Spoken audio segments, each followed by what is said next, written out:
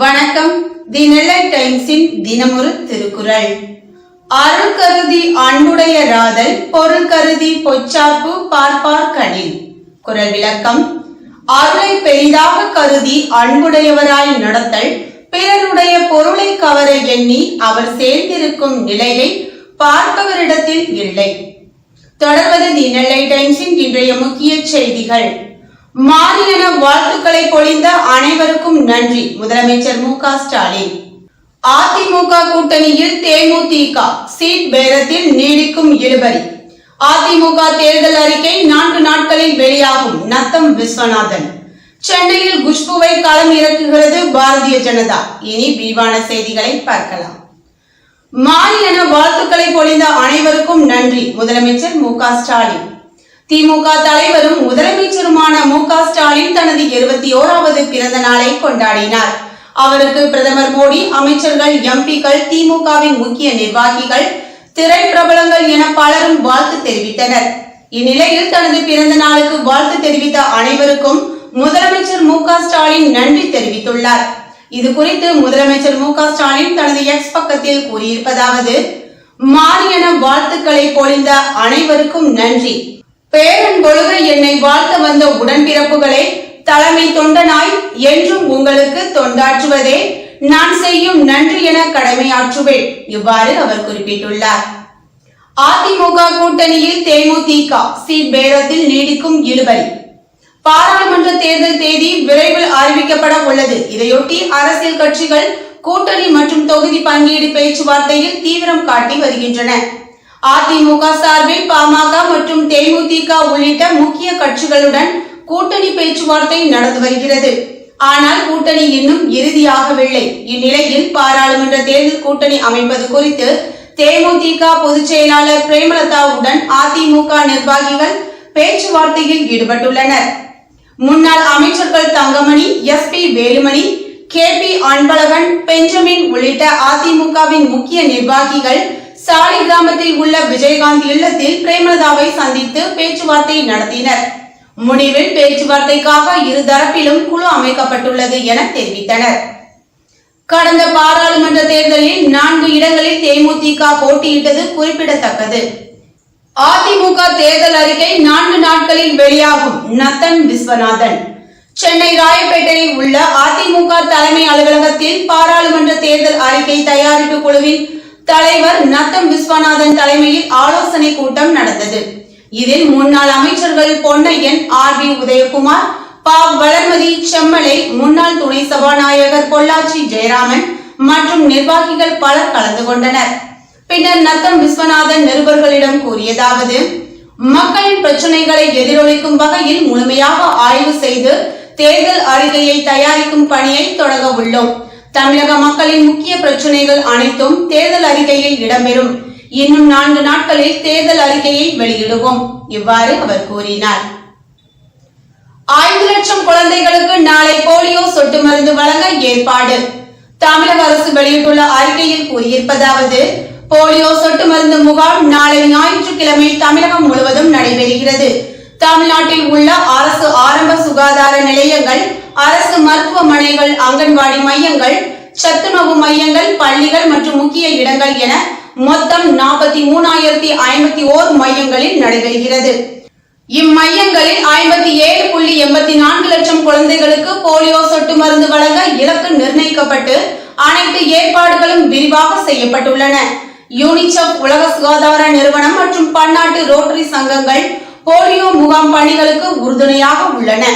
சொட்டு மருந்து வழங்கும் மையங்களில் காலை 7 மணி முதல் மாலை 5 மணி வரை செயல்படும் 5 வயதுக்குட்பட்ட அனைத்து குழந்தைகளுக்கும் நாளை போலியோ சொட்டு மருந்து வழங்கப்படும். தடுப்பு மருந்து கொடுக்கும் முன் சோப்பு கொண்டு கை கழுவுவது, சானிடைசர் உபயோகப்படுத்துவது கட்டாயமாகும். தேசிய தடுப்பூசி அட்டவணைப்படி ஓரிரு நாட்களுக்கு முன் போலியோ சொட்டு மருந்து வழங்கப்பட்டிருந்தாலும் முகாம் நாளில் மீண்டும் சொட்டு மருந்து வழங்கப்பட வேண்டும். அண்மையில் பிறந்த குழந்தைகளுக்கும் முகாம் அன்று சொட்டு மருந்து கொடுப்பது அவசியமாகும். முகாம் நாளன்று போலியோ சொட்டு மருந்து வழங்க தனியார் மருத்துவர்களும் மருத்துவமனைகளும் அறிவுறுத்தப்பட்டுள்ளன. புலம்பெயர்ந்து வாழும் பெற்றோர்களின் குழந்தைகளுக்கும் முகாம் நாளன்று போலியோ சொட்டு மருந்து வழங்கப்படும். போலியோ சொட்டு மருந்து முகாம்களில் தமிழ்நாட்டில் சிறப்பாக நடைபெறுவதால் தமிழ்நாடு தொடர்ந்து 20 ஆண்டுகளாக போலியோ இல்லாத நிலையை அடைந்துள்ளது. இந்த நிலையை தக்க வைத்துக் கொள்ளவும் குழந்தைகளை போலியோ வைரஸ் பாதிப்பில் இருந்து பாதுகாக்கவும் மிகவும் இன்றியமையாததாகும்.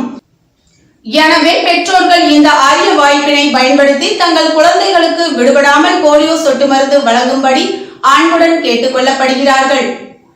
சென்னையில் குஷ்புவை களமிறக்குகிறது பாரதிய ஜனதா. பாராளுமன்ற தேர்தலில் தமிழகத்தில் பாரதிய ஜனதா களமிறங்க போகும் வேட்பாளர்கள் அவர்கள் போட்டியிடும் தொகுதிகள் பற்றி கட்சி மேலிடம் பரிசீலித்து வருகிறது. இதில் நடிகை குஷ்பு பெயரும் இடம்பெற்றுள்ளது.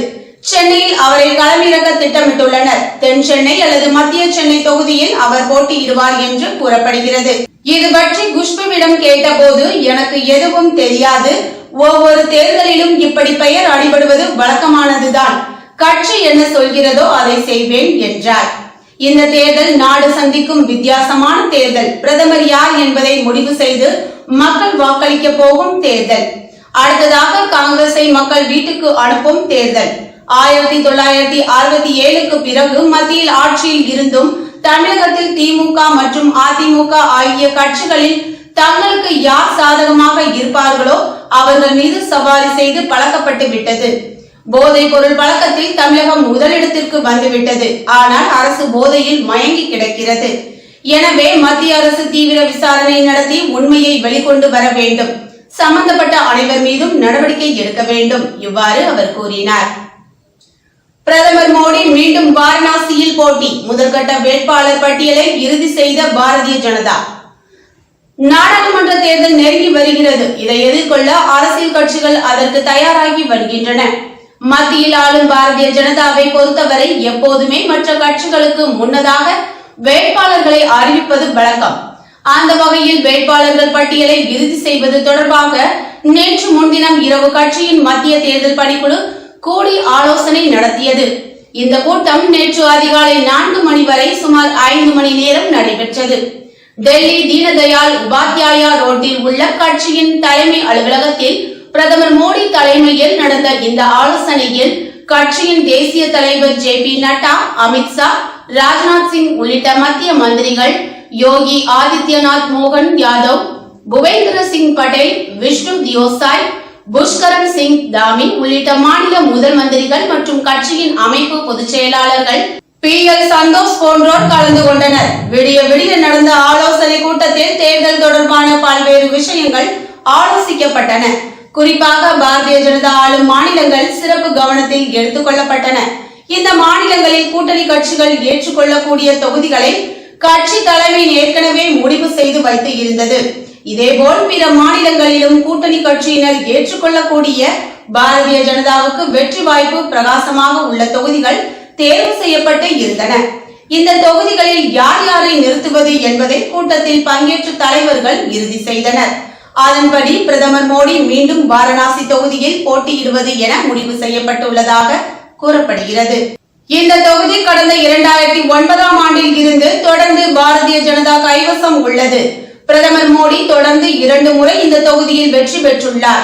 3வது முறையும் இந்த தொகுதியில் இருந்தே வெற்றி பெற்று 3வது முறை பிரதமராக கட்சியின் ஏகமனதாக முடிவு செய்துள்ளனர். இதேபோல உள்துறை மந்திரி அமித்ஷா இந்த முறையும் குஜராத் மாநிலத்தின் காந்திநகர் தொகுதியில் போட்டியிட முடிவு எடுக்கப்பட்டுள்ளதாக தெரிகிறது. இந்த தொகுதி கடந்த 1989ஆம் ஆண்டில் இருந்து பாரதிய ஜனதா கைவசம் உள்ளது. மறைந்த முன்னாள் பிரதமர் வாஜ்பாய் இந்த தொகுதியில் வெற்றி பெற்றுள்ளார். இதனை போலவே மூத்த தலைவர் LK அத்வானி தொடர்ந்து 5 முறை இங்கு வெற்றி பெற்றுள்ளார். தமிழ்நாடு, ஆந்திரா, பஞ்சாப் உள்ளிட்ட மாநிலங்களில் இன்னும் கூட்டணி முடிவாகாததால் அந்த மாநிலங்களில் போட்டியிடும் இடங்கள் பற்றி அடுத்த கூட்டத்தில் முடிவு செய்யலாம் என தலைவர்கள் முடிவு செய்வதாகவும் தெரிகிறது. இத்துடன் செய்திகள் நிறைவடைந்தன. முயற்சிகள் எதுவாயினும் வெற்றிகள் நமதாகவே இருக்கட்டும். நன்றி, வணக்கம்.